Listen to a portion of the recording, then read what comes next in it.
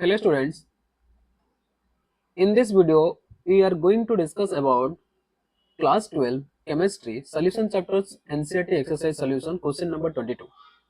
So let's start. First of all, at 300 Kelvin 36 gram of glucose present in a liter of solution. Its osmotic pressure will be 4.98 bar.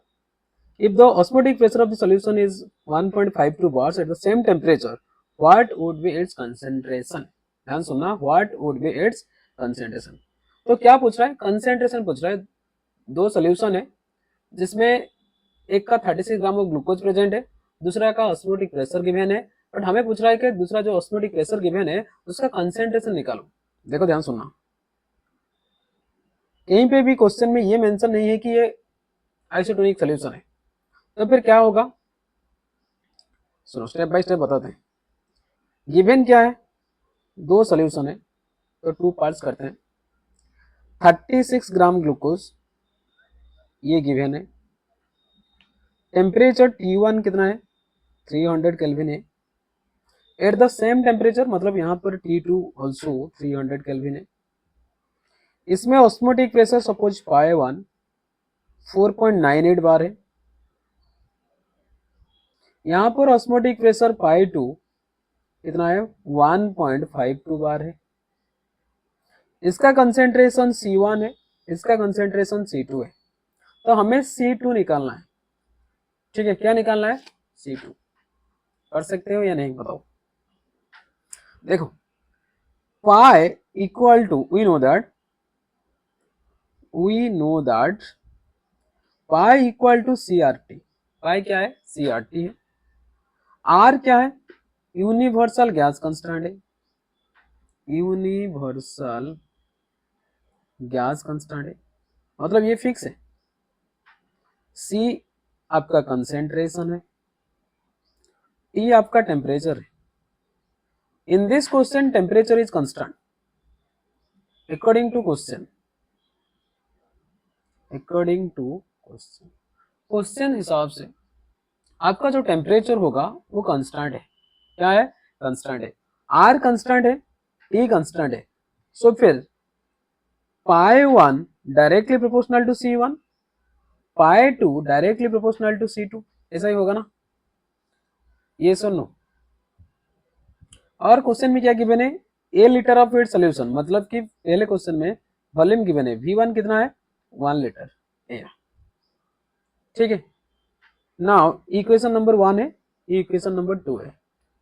Equation 1 by equation 2 बताओ क्या होगा. Pi 1 divided by pi 2 equal to C1 divided by C2. ऐसा ही होगा. सो that implies C1 कितना होगा, यहीं पे निकालते हैं. C1 equal to number of moles by volume. Number of moles कितना है, 36 ग्राम ऑफ ग्लूकोज है. ग्लूकोज का मोलिकुलर मास कितना है, 180 है. C6H12O6 ये है ना फॉर्मूला. तो 12 इंटू 6 मतलब 72 है.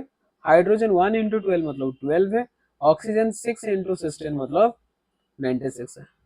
सो फिर ऐड करो, 6 4 10 9 7 1 118. सो 180. नाउ नंबर ऑफ मोल्स कितना होगा, 36 डिवाइडेड बाई 180. वॉल्यूम कितना है, 1 लीटर है. So that implies number of moles equal to C1 equal to कितना होगा, that implies C1 equal to 36 upon 180. Now put the value, 36 6 are 6 30 6 are 5. So 1 by 5. C1 कितना है, 1 by 5. तो पाई 1 कितना था, 4.98 divided by 1.52. Bar bar cancel हो गया. सो C1 कितना था, 1 by 5 divided by C2. Now calculate C2. कर सकते हो. Now calculate C2. बताओ C2 कितना होगा. C2 equal to cross multiply करो, 1 बाई 5 इंटू 1.52 डिवाइडेड बाई 4.98. यही होगा.